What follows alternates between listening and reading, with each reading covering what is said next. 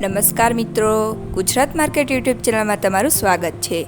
મિત્રો, આજના આ વિડીયોમાં આપણે કપાસના ભાવ શું રહ્યા છે તેના વિશે વાત કરીશું।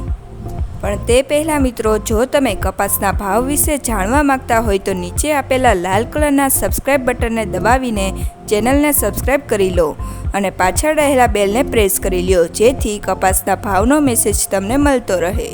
તો ચાલો મિત્રો, આજે કપાસના ભાવ શું રહ્યા છે તે જાણી લઈએ।